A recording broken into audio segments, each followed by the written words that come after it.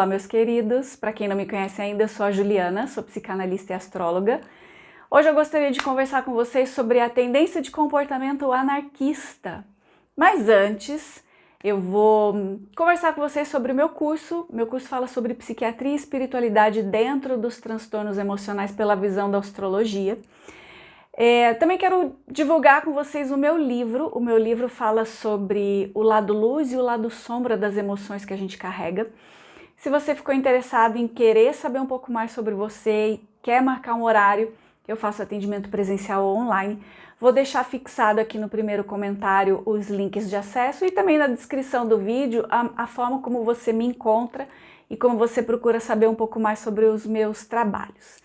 Mas vamos ao que interessa. Bom, o que seria então essa personalidade anarquista? Esse não é um tema muito comum nos consultórios. Geralmente a gente ouve muito mais falar sobre ansiedade, pânico, depressão, TDAH, borderline. Mas tem uma característica que é bastante comum por aí, que é um comportamento mais pessoal, eu diria assim, e que pouco a gente se vê ele traduzido em forma de diagnóstico. Eu tenho uma teoria sobre isso, é uma teoria minha, portanto, por favor, contenham-se nos comentários.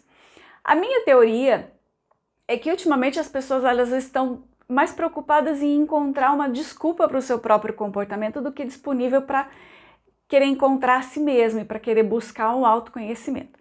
Isso porque quando a gente mergulha nessa tarefa do autoconhecimento, a gente tem que abrir mão de coisas que são confortáveis para o nosso ego. A gente tem que assumir responsabilidade, a gente tem que ter consequência pelas nossas atitudes e isso não é nada fácil.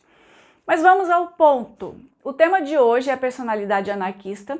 Como não se fala muito sobre isso, eu também tive que pesquisar um pouco sobre ela para poder compartilhar essa história aqui com vocês. Então, o que seria uma personalidade anarquista? Eu acho que o primeiro ponto que a gente tem que destacar é que uma personalidade anarquista e um comportamento anarquista não é a mesma coisa, tá? A personalidade anarquista não é a mesma coisa que a filosofia anarquista. Eu não vou me estender muito sobre essa temática da filosofia anarquista para não ficar o vídeo muito longo. O que a gente vai analisar aqui é só o comportamento anarquista. Nesse processo de entender um pouco mais sobre esse tema, eu vi vários artigos onde o comportamento anarquista ele era bastante romantizado, como os anarquistas defendem a liberdade, mas isso não significa que seja irresponsável, onde cada um faz o que quer e quando quer. Eu vi também os anarquistas defendem a liberdade do indivíduo, seja para que ele não seja subordinado a ninguém. Eu vi também alguma coisa sobre a soma, que é uma prática terapêutica que prega o anarquismo, e eu achei até um parágrafo interessante de um artigo, eu já nem lembro mais aonde que é que eu vi tanta coisa que eu já não lembro aonde que foi que eu vi. Abre aspas para esse artigo que eu anotei aqui. Primeiro deixa eu abrir meu ponto, porque senão eu vou me perder. Lá. Então abre aspas. A soma pratica o anarquismo, inventa e experimenta a vida livre, vida na qual possamos correr riscos aqui e agora. Acredita que para enfrentar a gente não pode falar essa palavra aqui, né? Então eu vou escrever ela. A gente precisa, o parágrafo diz, né? Acredita que para enfrentar assim como nossos próprios medos e possíveis acomodações é preciso muita coragem, mas também muito tesão e prazer. Bom, isso como uma filosofia é lindo, mas é um pouco distante da realidade, porque quando a gente vive em sociedade, automaticamente os seus direitos eles vão terminar quando começam o do outro, ou seja, ninguém é tão livre assim, porque a gente tem responsabilidade um com o outro. Isso até remete a uma questão do livre-arbítrio e destino, e aqui nesse ponto eu gostaria de ressaltar que tanto o astrólogo quanto o psicanalista, eles acabam tendo a mesma visão de entendimento em relação a livre-arbítrio e destino. Ambos concordam que livre-arbítrio não é tão livre assim, e destino não é um ponto final. Todo o processo ele está relacionado com a transformação moral e ele depende única e exclusivamente de cada um. Então, Eu não vou entrar muito no detalhe dessa questão de direitos e deveres proposto por essa filosofia anarquista, porque tem uma história geopolítica muito grande em torno desse tema e não vai caber aqui nesse vídeo. E por enquanto é preciso que fique claro, pessoal, que a gente está falando só da personalidade, tá? E que personalidade anarquista também não é uma patologia, é um comportamento, e comportamento não se medica. Comportamento a gente educa, e educa através do autoconhecimento. Eu também vi um resumo de uma psicanalista francesa, eu não sei pronunciar o nome dela, então eu vou deixar escrito aqui também, tá? Ela faz uma interpretação da pulsão de morte do impulso anarquista, relacionado também com uma negligência extrema de falta de amor. Então, existe um olhar para o lado comportamental do anarquista. E é esse olhar que a gente vai trazer para a interpretação aqui desse mapa, certo? Bom, o comportamento a gente já pode deduzir qual seja, né? Que é o contestador incondicional, o rebelde sem causa, as reações explosivas quando é contrariado e por aí vai, né? Mas vamos ao caso. Essa é uma pessoa que recebeu todos os tipos de diagnóstico por 5 anos e essa luta começou lá na adolescência, que foi quando ele me procurou a primeira vez. Foi um caso que ele veio também para fazer o mapa astral das 5 sessões, depois de já ter passado por vários terapeutas diferentes. E como a astrologia era um tema que agradava a esse adolescente, a mãe abraçou a ideia, vendo ali uma possibilidade do autoconhecimento aliado ao trabalho que ele já fazia com os psiquiatras, né? Esse adolescente, ele se tratou para borderline, depressão, ansiedade, crise de pânico, principalmente acessos de raiva. Ele tinha uns acessos de raiva assim descomunais, ele perdia completamente o controle. E ele só não recebeu o diagnóstico de TDAH, porque na época não se falava muito disso, mas a flutuação de humor dele era muito grande, a flutuação de comportamento também era bastante grande. Eu trouxe essa história aqui agora, porque agora essa pessoa voltou a me procurar, e aí eu perguntei se eu poderia compartilhar, ele achou que seria uma boa ideia, que poderia ajudar outras pessoas, e não foi por acaso, tá? Eu vou colocar o mapa aqui para vocês. Então, se vocês olharem bem, vocês vão ver que ele está passando pelo primeiro retorno de Saturno dele e algumas cobranças da vida estão chegando para essa pessoa. Então, vamos ao mapa. É um taurino com o Sol na casa 8 e o ascendente em Virgem, Quiron em conjunção com o ascendente. Tem um vídeo lá atrás aqui no canal que eu falei sobre as doenças psicossomáticas, a gente falou bastante sobre a forma do Quiron se apresentar, como ele pode curar feridas, como ele também pode causar feridas, tanto em si mesmo quanto nas pessoas com quem se relaciona. Então eu não vou entrar muito nesse detalhe do Quiron, tá? Se você quiser saber um pouco mais, tá no vídeo que fala sobre as doenças psicossomáticas. Vamos ao Sol em trígono com o Quiron. Também é um indicativo de questões relacionadas com a parte terapêutica, mas isso traz ali um indicativo de questões relacionadas com o pai, ainda mais porque esse Quiron tá ele está no ascendente, né? Ele está se opondo à casa 7, então em termos de comportamento, ele vai muito além dessa questão relacionada com os traumas que carrega com o pai, com a figura do pai. A forma como essa pessoa se relaciona com o outro é sempre uma cruz. É claro que o pai pode ter sido ali o primeiro momento dele ter percebido o outro, mas a relação que ele tem com o outro sempre é uma cruz, né? Sempre é um ponto onde essa pessoa se cura ou fere aquela outra pessoa com quem ele está se relacionando. O Quiron no ascendente, ele sempre vai sugerir, eu acho que ele vai sugerir principalmente questões relacionadas com a proporcionalidade que ele pode dar para ele mesmo. E isso pode estar em maior ou menor grau, ou a cura que ele pode trazer para ele mesmo, ou o autoentendimento que ele pode trazer para ele mesmo. Então essa pessoa ela pode apresentar tanto um comportamento de fragilidade e de dificuldade de afirmação pessoal, como de repente ela pode ser uma pessoa tão invasiva e tão intrusiva que é nesse ponto onde ela acaba ferindo a outra pessoa. Eu não vou entrar nessa questão da limitação física que é comum acontecer nos casos de Quiron no ascendente, principalmente quando está envolvendo o Sol ali, né? Que é as dificuldades que essa pessoa pode ter passado tanto na infância quanto principalmente na adolescência, a inconformidade física, né, a desconexão com a parte física dessa pessoa. Essa pessoa ela teve assim algumas questões relacionadas com a inconformidade física, mas não é esse o ponto também que a gente vai trazer para essa abordagem.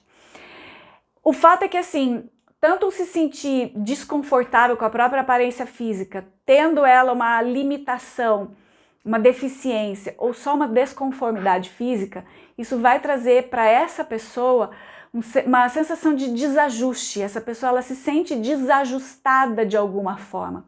E é bem comum ver esse tipo de situação se desenvolver num comportamento mais agressivo, desafiador, atrevido, até como uma forma de proteção. E vale lembrar, gente, que a casa 1 ela é regida por Marte, então o comportamento reativo também a gente pode notar nesse caso do Quirón ali no ascendente. A questão com a cabeça também é assunto de Quirón, o plano mental das pessoas que tem um Quirón ali também acaba entrando na jogada, né? Porque nesse caso aqui dessa pessoa, esse Quirón ele é um dispositor. O plano mental dessa pessoa é um dispositor para esse Quirón porque está em Virgem, e Virgem é regido por Mercúrio. Então a gente analisar as questões do Mercúrio é de extrema importância quando a gente vê uma situação como essa de um Quirón tendo o plano mental como um dispositor. E olha, gente, esse é um Mercúrio que está bastante complicado. Aliás, todo o plano mental dessa pessoa é bem complicado, então vamos aos detalhes. Vamos lá, ó. Mercúrio em Gêmeos, isso todo mundo já sabe, né? Que ele promove ali uma boa habilidade para falar, para compartilhar ideias, pode trazer ali o gosto pela leitura, mas o que pouco se fala é que quando esse Mercúrio ele recebe maus aspectos, essa pessoa pode se tornar muito rasa, muito superficial, com uma propensão para mentir. Ainda mais se esse Mercúrio ele está recebendo algum aspecto tenso na casa 9, que é a casa da filosofia, das leis, especialmente das leis morais. Então isso pode sugerir uma personalidade cheia de orgulho, de esnobismo intelectual, que na verdade essa pessoa acaba que não possui, né? Porque ela é uma pessoa rasa, é uma pessoa de crenças e dogmáticas, idealismo muito forte. E, gente, ó, é sempre importante observar no mapa, quando a gente está falando de um diagnóstico de perfil de personalidade, aquele tripé de espiritualidade, criatividade e loucura. Isso nunca deve ser desconsiderado, até porque isso é abordado no DSM-5 lá no CID-10, e esse é um dos temas que eu falo até lá no curso que eu mencionei no começo do vídeo, tá? Então, quando a gente está falando de espiritualidade, é comum a gente ver traços ali na casa 3 e 4, na casa 12, especialmente quando tem Netuno, Lua, Júpiter ou Vênus. Saturno de casa 4 também é um indicativo de uma mediunidade aguçada, já que ele é o senhor do tempo, né? Então, numa casa que fala sobre ancestralidade, sobre estruturação emocional, sobre início e fim de vida, ele que é o senhor da travessia, quando ele está ali na casa 4, ele certamente vai trazer essa questão da espiritualidade. Eu acho que eu nem preciso explicar o porquê da casa 3, né? Porque é a casa da comunicação, da fala, da escrita, da interpretação. Então, dependendo de qual planeta tem lá, em qual situação, isso pode ser sim um indicativo de espiritualidade, de mediunidade, de intuição, de psicografia, de psicofonia, tá? A casa 12, ela é a casa do inconsciente, é a sua conexão com a fé, é o seu templo pessoal. Então é a mesma coisa, dependendo de como essa pessoa acessa tudo isso, pode ser um indicativo de espiritualidade e de sabedoria. A casa 8, ela também pode ter ali algum indicativo de mediunidade, mas essa é uma casa de profundezas, de arcabouços, de morte, de renascimento. Então pode sim ter uma relação com a espiritualidade, mas de uma maneira mais obsessiva e visceral, o que acaba remetendo a gente para um comportamento mais obsessivo. E os comportamentos obsessivos têm relação muito próxima com o grupo A dos transtornos de personalidade, que é o paranoide, o esquizoide, o esquizotípico, tá?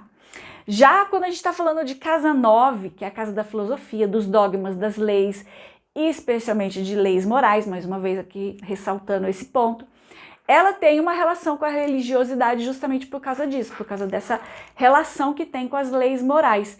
E não necessariamente com a espiritualidade, porque são coisas diferentes, religiosidade e espiritualidade. Pela definição do dicionário da língua portuguesa, a religião é um sistema de crença que prega regras, valores morais, e ele é estabelecido através de práticas que caracterizam o comportamento de um grupo, né? Por isso que a questão religiosa ela acaba sendo cheia de dogmas, enfim, né? Tem muita relação com essa questão de punição e recompensa, né? E você tem que andar na linha, senão você não vai ser recebido lá no céu, enfim, você pode dar o nome que você quiser. Agora, quando a gente está falando de espiritualidade, também segundo a definição do dicionário da língua portuguesa, espiritualidade é a propensão humana a buscar o significado para a vida por meio de conceitos que transcendam o tangível. É a procura de um sentido de conexão com algo que seja maior que si mesmo.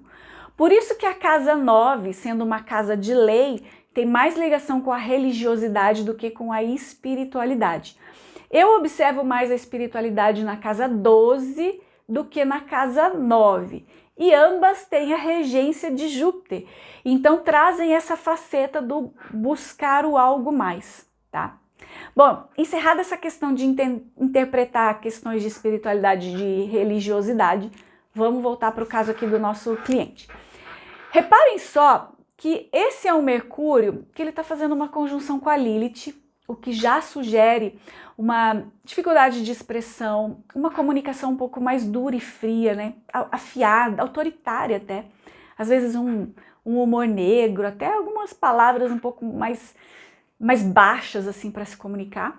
Então, acaba que essa é uma pessoa que tem uma tendência de cortar a comunicação com os outros, de interromper a comunicação. É uma pessoa que acaba tendo problemas de entendimento, que não escuta as outras pessoas, que se perde muito na própria fantasia, na própria inquietação mental. É uma curiosidade que nunca está satisfeita, né? São ideias que não são muito claras. E isso é muito sério, isso precisa ser muito trabalhado por essa pessoa, ela precisa se conscientizar disso para poder, enfim, trabalhar isso. Pode até surgir uma sensação de doença mental se estiver num desequilíbrio muito grande, ou pode ter momentos da vida onde essa pessoa pode ter essa sensação de doença mental, porque a gente não é uma constante, a gente está sempre oscilando, por isso que é importante você ter o domínio sobre essa parte de si mesmo. A Lilith na casa 9, ela também pode sugerir questões relacionadas com a reforma moral.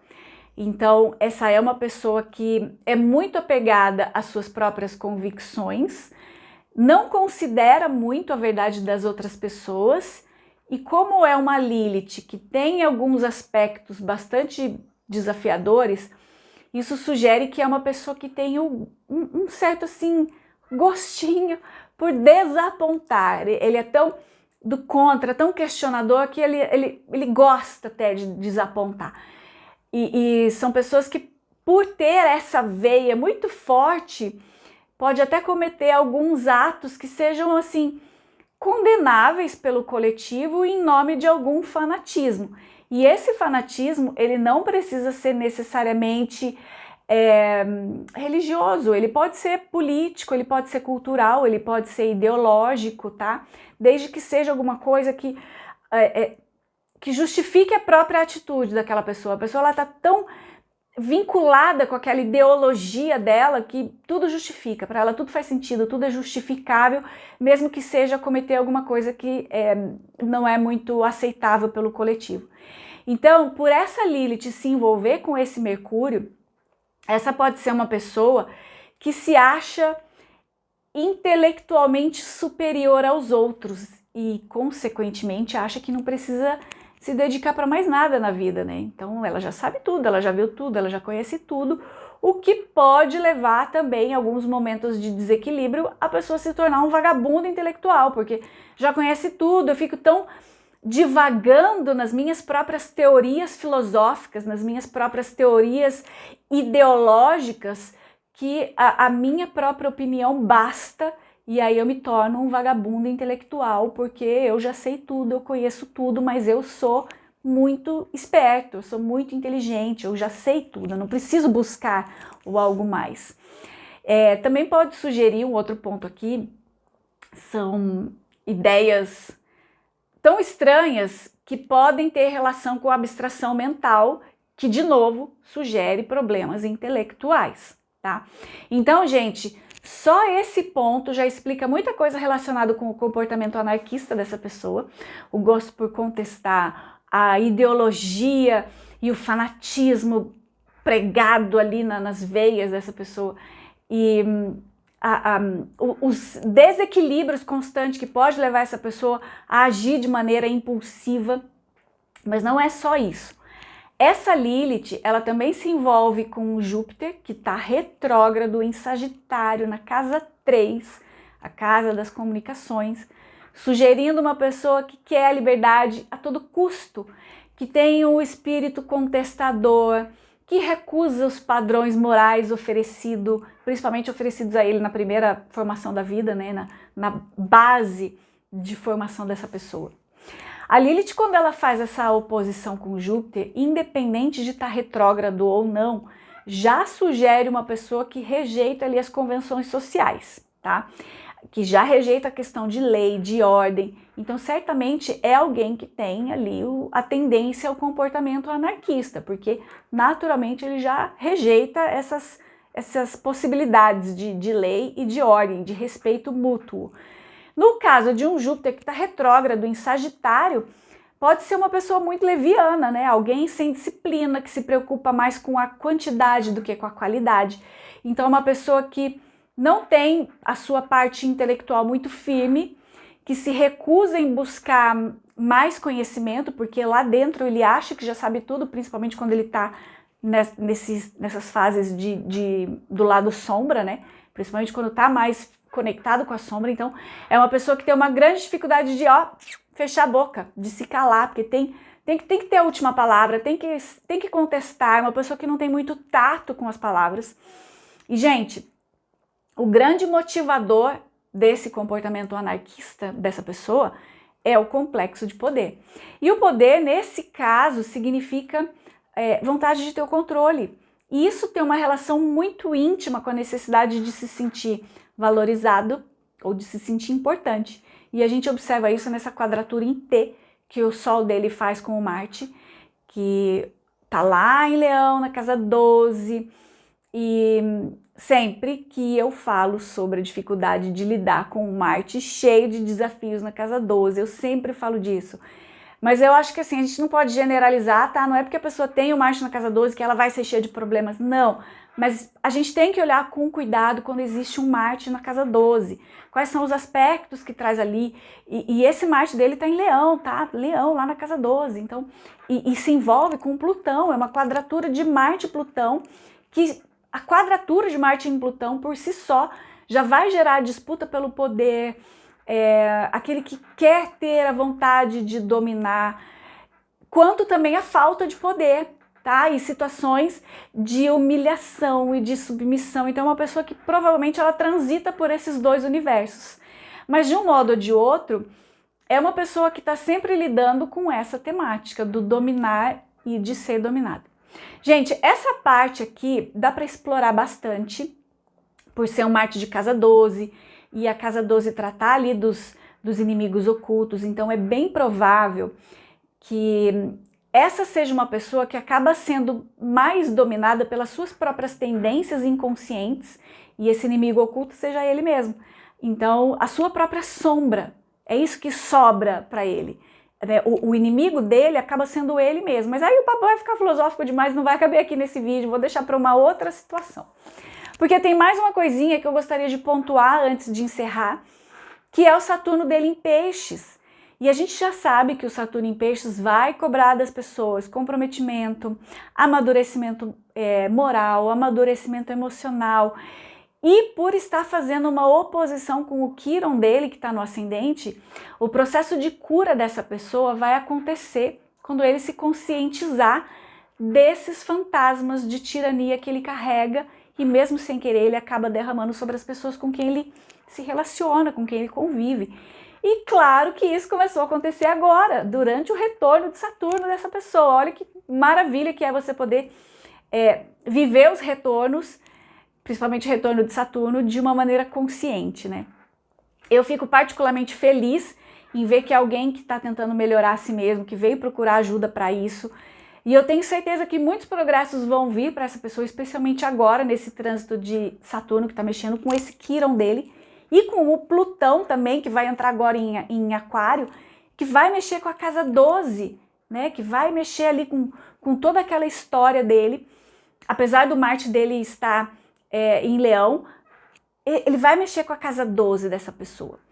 Então, assim, só para eu dar um encerramento, nesse caso, essa é uma pessoa que está estudando medicina, o que tem tudo a ver com esse Quirón e esse Marte que ele carrega ali no mapa. Então, quem sabe, no final desse trânsito desse Plutão aí, que vai durar 20 anos, a gente não vê nascer aí um excelente professor de medicina que vai colocar para fora toda essa questão relacionada com a comunicação, que é um desafio natural para essa pessoa. A comunicação e a lida com o poder na comunicação, na fala e na formação de opinião das outras pessoas. Bom, enfim, pessoas, é isso. E espero ter ajudado vocês de alguma forma. Beijos, até o próximo. Tchau!